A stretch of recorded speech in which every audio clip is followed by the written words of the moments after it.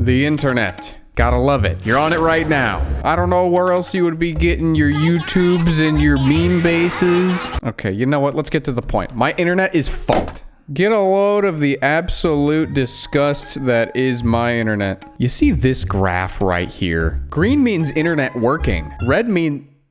Well, what does this mean? Red means internet no worky. Yellow, honestly, I'm not sure. But in the span of a day, the internet no worky kind of a lot. I wonder who I can blame for this. The real reason that my internet is so screwed right now is because they are building neighborhoods. They're building them everywhere. Something about like a housing crisis, I don't know. But they're building a lot of houses. All those houses need internet. And apparently they're taking it from me.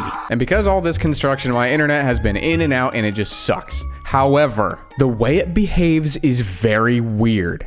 These big red chunks are usually overnight. This is probably the span of like 3 or 4 hours. And that's a long time for the internet to be down. Honestly, completely unacceptable. However, the internet is not actually down for that length of time. If you go over here a little bit, you can see some of these little shorter spots. This is when the internet stopped working and I went over to my modem and then I unplugged it and plugged it back in. For some reason, when the internet starts to go out, most of the time, that's all I have to do. I don't know why it's like that. If I just leave it being off, it just doesn't work for hours. But once it craps out, unplug, replug, good to go.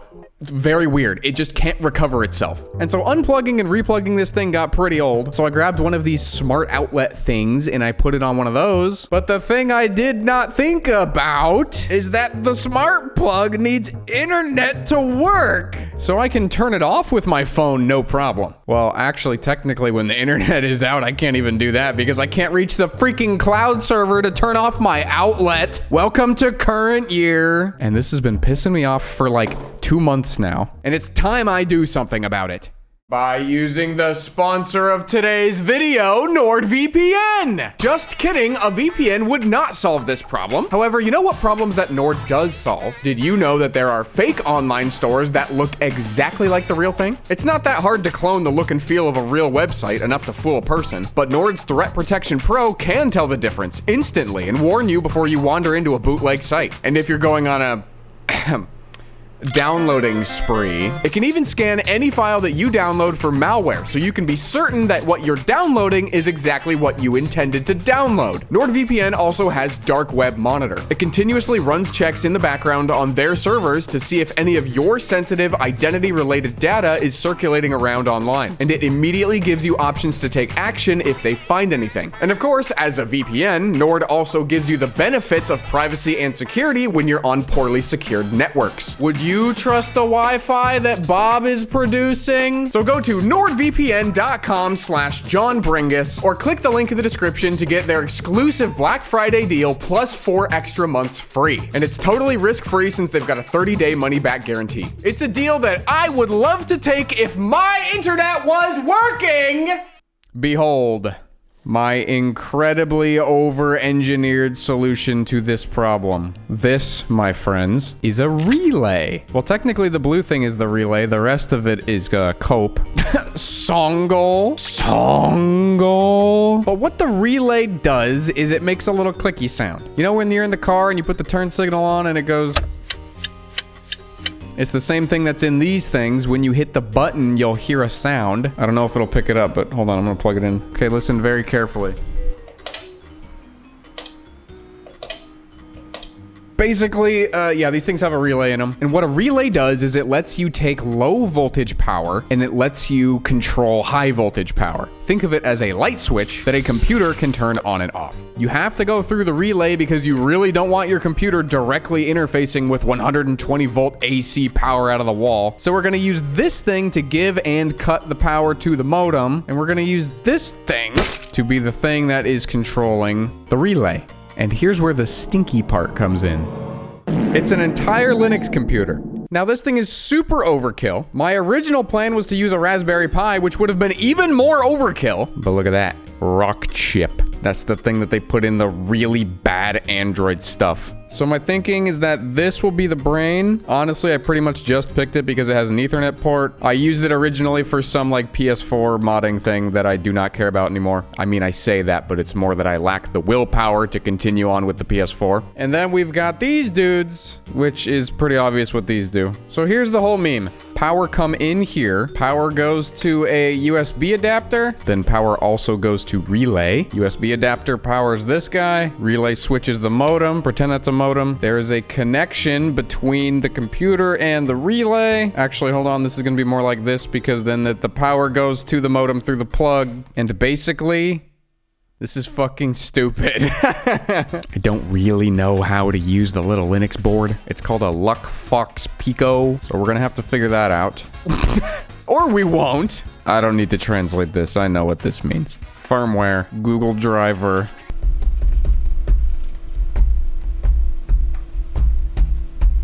Now, what I don't know is the state that this thing is currently in, because I don't remember if I had to, like, flash it with some weird PS4 hacking stuff. This was a long time ago, folks. Considering it doesn't come up as anything when I plug it in over USB, I think a firmware flash is in order.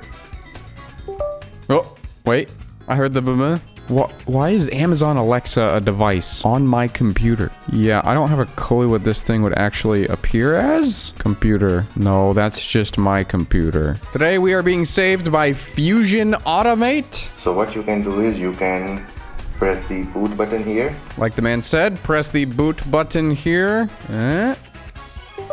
Oh. We are downloading everything into our board. Download done. Oh, it comes up as a network device. He set this to some IP of some kind. I will simply follow in his footsteps. Never mind, it's 0.93. Okay. I think that's all we gotta do at this point. What? I typed terminal and it came up with termales. At first I thought it was tamales and I was a little excited. SSH root at the IP. Hello? Can we ping it? Oh wait, that's me. I see. I'm a goofball. It is 9.3, so I need to be something that's not 9.3. There, yeah, okay. Boom, yes. Password? LuckFox. LuckFox. We are so in. Now this is the part where I will not kid you guys. I don't have a clue what to do. What I would like to do is have some kind of Linux script or whatever when this thing boots up, run, and that script will basically just ping Google a lot, and the second it can't ping Google anymore, fire off the relay, reset the modem, wait about a minute, then keep checking Google. Put that on loop forever. And I could figure out how to do that. Or I could repeat everything I just said into this box, and we'll be 99% of the way there. Yes, think longer. Something I'm incapable of.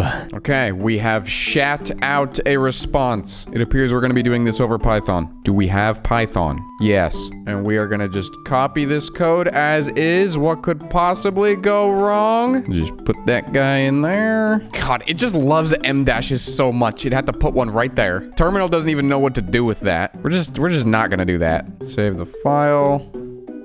Oh. No such file or directory. Got a few folders to make. And now, boom. Actually, looking at this a little further, I really don't like when the character is a question mark diamond.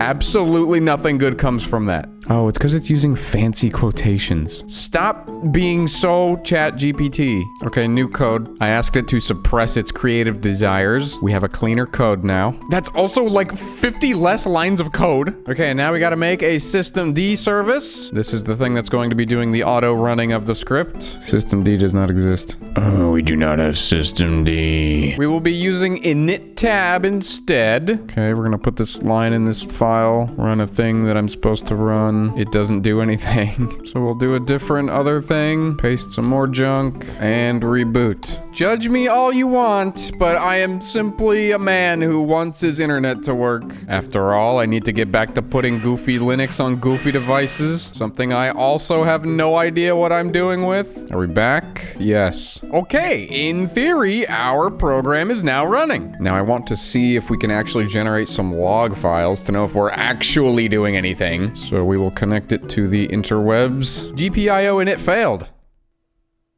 Okay.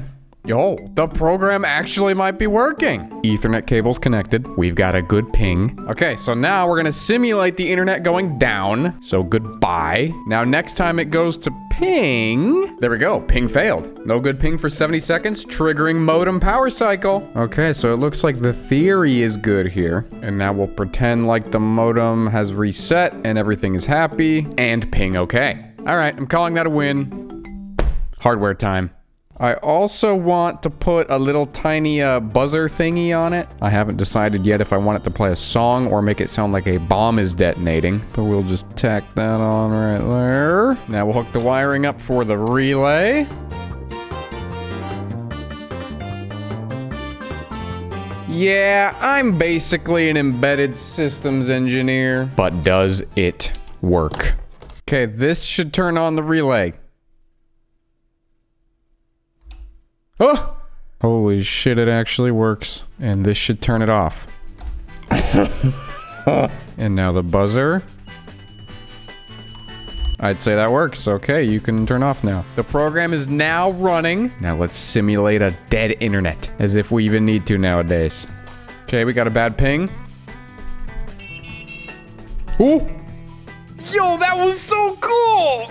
Well, it just works perfectly! So now I guess it's just a matter of getting all the AC stuff wired up. One moment.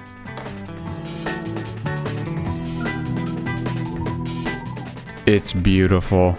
Okay, and to simulate our modem, we will be using this Mogus. And he should light up when power is applied. Kill the lights for maximum Mogus viewing. And now in my router's config page, we are going to cut the internet to this device, thus simulating a modem disconnection. So we'll hit black. Goodbye. And we should get a chirp to signify that we failed a ping. And then after that, this should reset. Let's see if it works.